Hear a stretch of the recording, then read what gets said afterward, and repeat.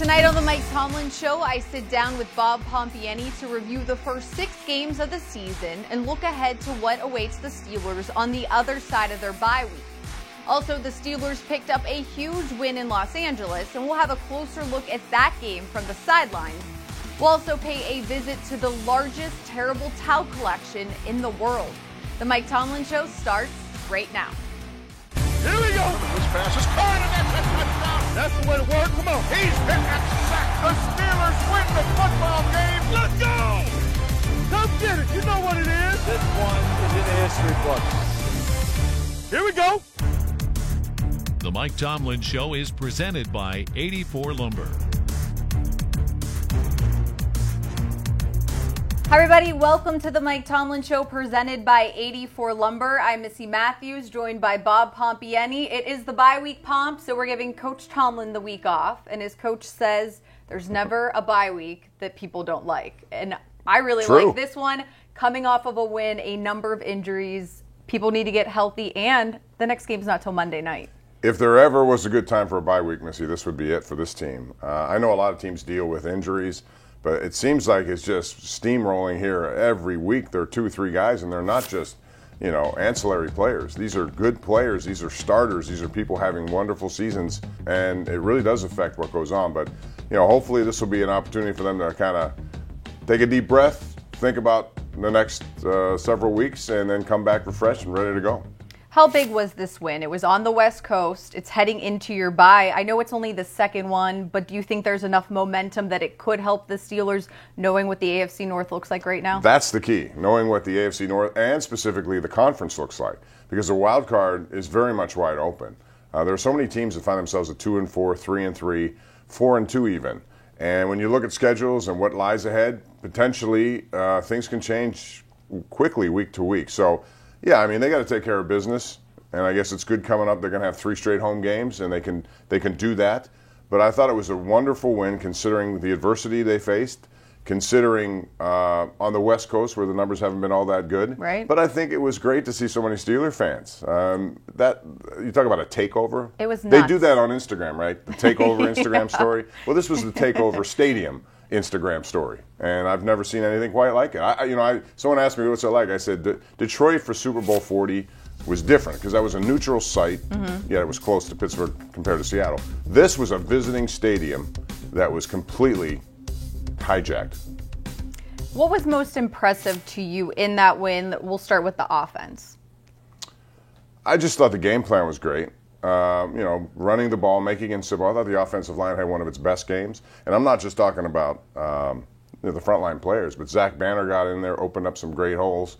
I think that's where it starts. To me, there have always been the jumper cables, to a good running game. And then the running back does the rest, but you got to get it started somewhere. Those guys open holes. I think they take pressure off a young quarterback, and I know that was part of their game plan going into this. So I think from that point of view, it did exactly what it was supposed to do. All right, defense. I think there's a number of guys you can point to. Devin Bush had a night for himself. What did you like about the way the defense is finally maybe able to take that next step and really helping an offense that you knew your defense was probably going to have to score points? I don't think you could have drawn it up any better than the way this started with 2 turnovers right off the bat, one a fumble return for a touchdown by Devin Bush. What an alert player. A lot of guys were standing around wondering if that was a live ball. In this day and age, with replay and everything, never stand around. Go for the ball, pick it up, run it in. I don't care if you think it's dead, do it anyway. And I think Devin Bush did. The funny thing about him is he never really had these many takeaways in college. He was a really good player. All of a sudden now, 6 to lead the NFL, which is pretty incredible when you think he's a first-year player over Devin McCourty. But I thought they were great that way. They made things happen. The takeaways are way up.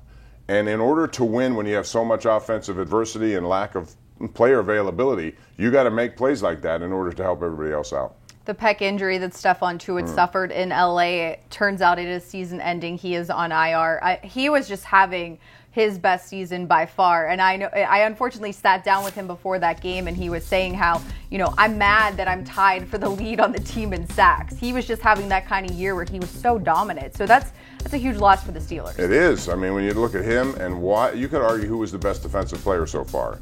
You could put Bush in there too, but from a defensive line point of view, Cam Hayward's always solid, but Tuitt has really, he said last year that the sacks weren't enough for him. He needed to, and all of a sudden he had 3.5. He put 2 hits on Phillip Rivers in the first 5 plays before he went out in that game. It's a shame that his season came to an end so quickly, but I think we saw this with Cam Hayward a few years ago, where he lost the last 11 games because of a pec injury. It's a bad thing, but someone else is going to have an opportunity now. We'll see who that may be. All right, now the million-dollar question. If Mason Rudolph is healthy, who are you starting Monday night against the Dolphins? Mason Rudolph. I don't think there's any question in my book. I go for a guy who was drafted here to be potentially an heir apparent. They had a first-round grade on him. Mason Rudolph is a talented guy who I think played very well prior to it. The stat that strikes me the best about him, to sum up he's only playing like 2.5 games, Missy. 7 touchdown passes. Baker Mayfield has 6. Boom.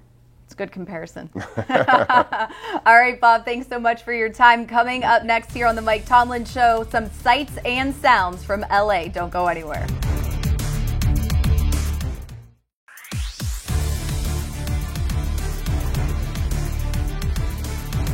The Steelers entered their Week 6 matchup with the Chargers with their backs against the wall and their third-string quarterback on the front lines. While some may have cried foul, at this scenario, the Steelers proved once again that they were a resilient bunch as they passed through the adversity like water off a duck's back. Adversity is thrust upon those who can bear its weight. It is the responsibility of the next man up to carry its burden.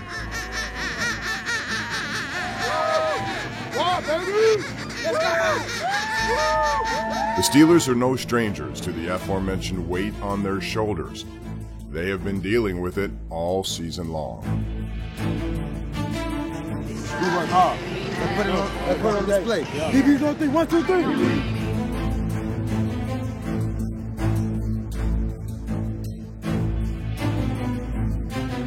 Hey, it's prime time, baby. Hey, this is where you show up and show out.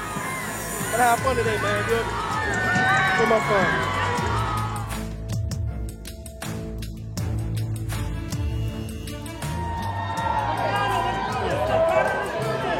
With the hopes of staying in the battle for the AFC North, the Steelers needed to not only overcome adversity, but the Los Angeles Chargers as well.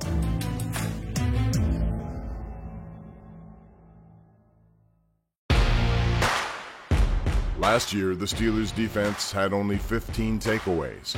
Entering the Chargers game, they had 12, and quickly looked to add to their total. Rivers is going to throw the that's a lateral pass, and it's dropped, and the Steelers pick it up, and they got it to the 10, 5, and it's Devin Bush into the end zone for a defensive touchdown. As Phillip Rivers was trying to flare pass it out, it went way over his head, and Bush picked it up and ran in for a touchdown. That was a great play. Devin Bush with a touchdown for the defense, and that takes a little bit of pressure off the Duck.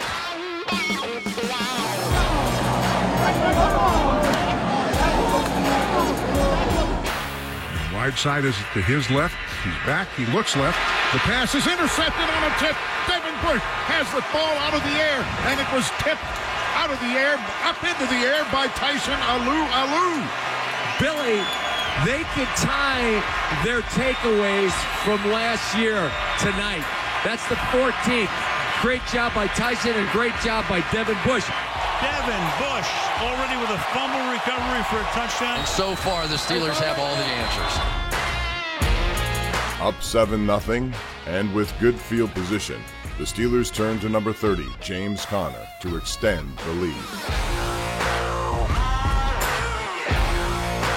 James Conner turns it downfield, inside the 30, inside the 25. He's run out of bounds at about the 23. Hands it off to Conner. Conner off left tackle, turns into the 5, gets to the goal line, and that's a Pittsburgh Steelers touchdown. 12-yard gallop by James Conner.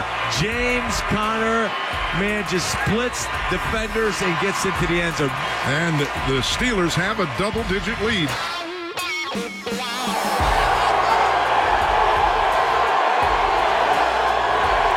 Hands it off to Gordon, and Gordon gets maybe a yard. And that is Cam Hayward. What a collision. Melvin Gordon, say hello to Vince Williams. My goodness. This is a proud franchise here that has only one way to fight back out of any situation. That's be more physical. front seven was controlling the game, which was the best thing Devlin Duck Hodges could have asked for in his first career start. And it is Deontay Johnson with a little reverse, and he cuts it back and comes up over the 30 to the 32-yard line. Hodges hits Deontay Johnson. The pass is caught by Connor, slips the tackle, and gets the first down.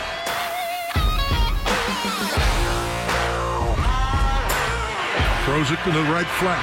Slipping a tackle is Connor up the sideline. 10-5, touchdown Pittsburgh. James Conner putting on a show for all these Steelers fans and all those terrible towels. Mama, I love you, Mama. Yeah, Mama, yes. That's the end of the second quarter. With the score, the Steelers 21, the Chargers nothing. Up 21-0, the Steelers leaned on their running backs to control the clock. Connor runs up the field, gets the first down. Still on his feet at the 40, on his feet at the 45, and down he goes. Wow. High shotgun snap, and he hands it off to Benny Snell, who fights his way to about the 7-yard line. Left hash, the kick is up. That kick is good, and the Steelers score on a long, time-consuming drive. They get 3.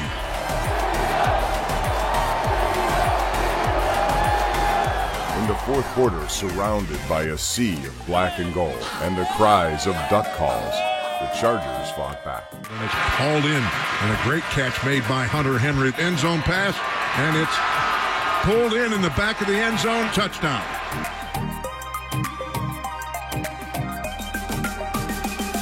And Snell comes up the middle, breaks it outside to the right, 30, 35. They catch him at the 39-yard line. He could have taken that to the house. Throws it down the field, intercepted. A leaping grab, no, dropped. Minkah Fitzpatrick had 2 hands on it and couldn't squeeze it. Throws it for the end zone, touchdown. Right over the middle to Hunter Henry, who was wide open, and the Chargers have thickened the plot. All right, here we go. Kick it to the right. And they hit hard, and that is Cam Sutton. You know how hard it is to catch this ball? That is a fantastic play. On your head, too. 3rd down and 8. He hands it off to Snell. No, he keeps after the fake, and he dives close to the first down. Barry punts it, and it's going to head for the end zone.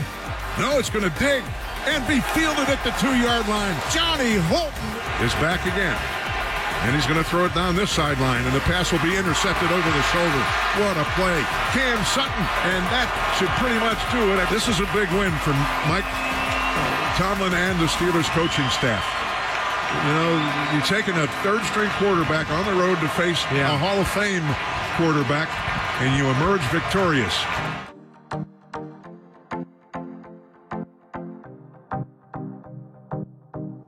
Coming up next on the Mike Tomlin Show, the Steelers may be on a bye, but Steelers Nation never takes a day off. We'll check in with the largest terrible towel collection in the world. Don't go anywhere. The Mike Tomlin Show will be right back. The Mike Tomlin Show is presented by 84 Lumber. Are you 84 material? Visit 84lumber.com/careers to learn more. The terrible towel. It is the ubiquitous symbol of Steelers Nation. But how many towels does somebody need to prove their fandom? 1, 3, 10, or maybe a different towel for each day of the year? My wife thinks I'm crazy. I mean, I started, I think I had like 8 or 9. So I displayed them on the wall. And I liked the way it looked. So, you know, then I started getting more and more. I love it. I love my collection. I mean, I'll come down here and just look at it every once in a while.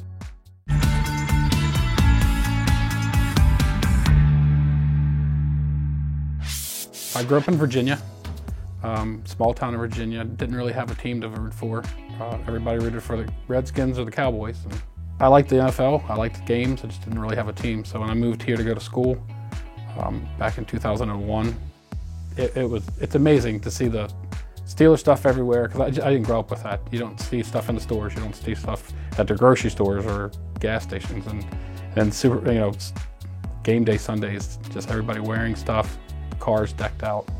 So I mean, it pulled me in.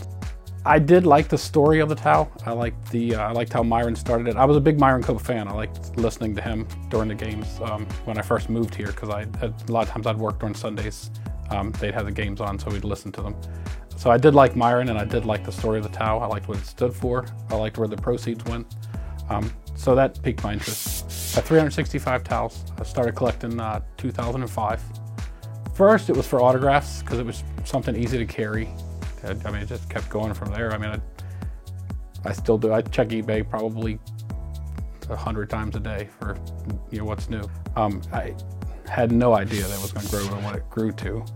My wife, she's allowed me this section of the basement, and it can't spill over.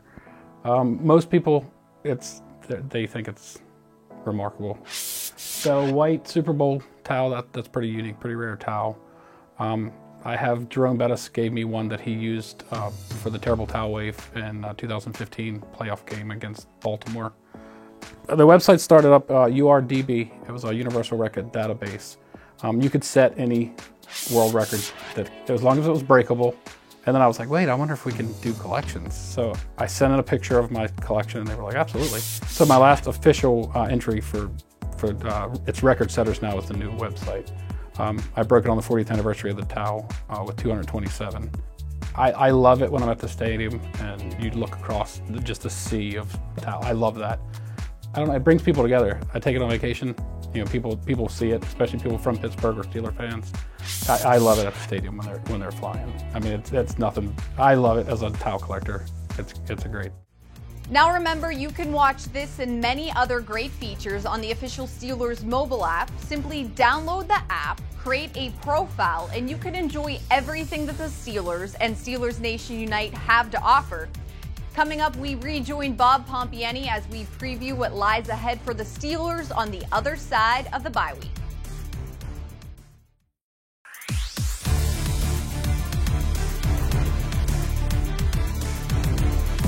Bush has really made a mark early in his career. They traded up to get him in the first round.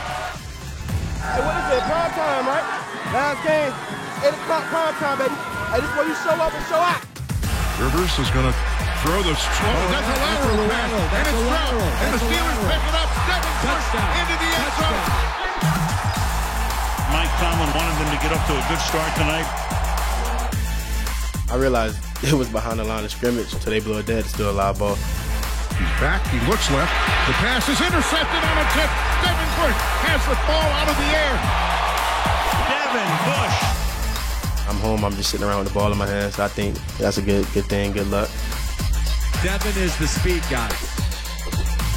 Defensive Player of the Week. How about Devin Bush in Pittsburgh for his Sunday night performance?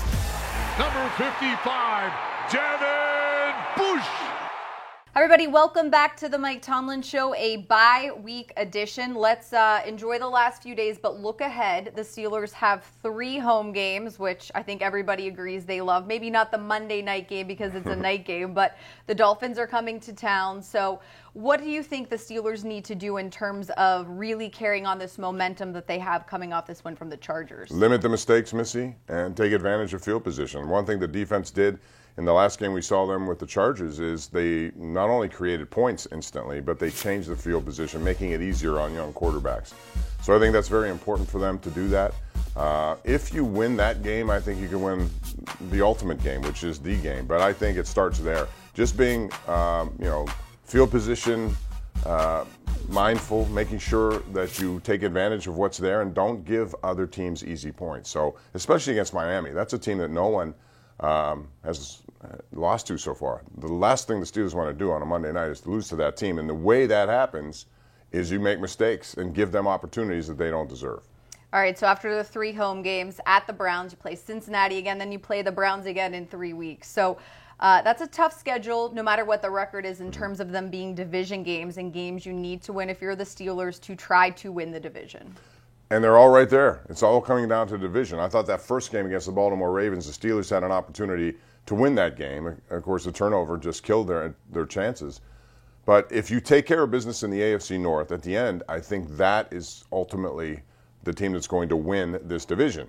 And even if you don't, not all of them, this conference is so wide open with the wild cards. Everyone is stacked together. It's all one game separation, it seems, between people. So you just win the games in your conference, takes on even bigger importance. And I think these games, after the 3 we talked about at home, Cleveland, Cincy, Cleveland, it's right there for the Pittsburgh Steelers. And, I think Cincinnati is what they are, which is seemingly an automatic win. But the Browns at home, even though to this point they haven't won, sooner or later they are. And I would suspect they'll get better as the season moves on. All right, I think we could probably both agree in terms of Steelers defense. They are clicking, they're playing fast, they're playing physical, things that we have been hearing for almost the past 2 years of what they want to do. But in terms of the Steelers offense, I think the wide receivers and the tight ends need to be more involved, despite who the quarterback is, no matter what, moving forward. Do you agree? Yes, especially Juju Smith-Schuster. He's the number one on the depth chart where you got to start playing like that. Unfortunately, when you have injuries, when you have other things going on, and there's not many targets to anyone else, the backs have been targeted more than anyone. That has to start changing. Just take some pressure off that run game, and specifically the running backs coming out being your number one targets in the pass game. That's nice to have, but you want to make sure that you can get the ball down the field. And that's why I think Mason Rudolph, when he gets in there, has that opportunity.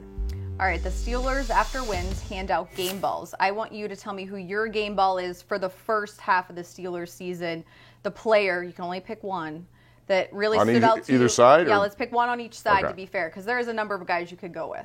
All right, I'm going to go with T.J. Watt, even though I think Devin Bush is a guy who's made some plays, so I didn't give you a good enough answer there. If I pick one, it would be T.J. Watt. All right. He set a tone for the outside. On offense, that's a good question, too. I'll probably go with James Conner, because when he does what he did against the Chargers, we saw it earlier, when he goes over 100 yards combined, I think that's where it starts for the Pittsburgh Steelers. That should be part of their identity on offense, to take pressure on everything else that's going on. All right. That is going to do it tonight for the Mike Tomlin Show, presented by 84 Lumber. Thanks so much for joining us. For Bob, I'm Missy. We will see you next Saturday night.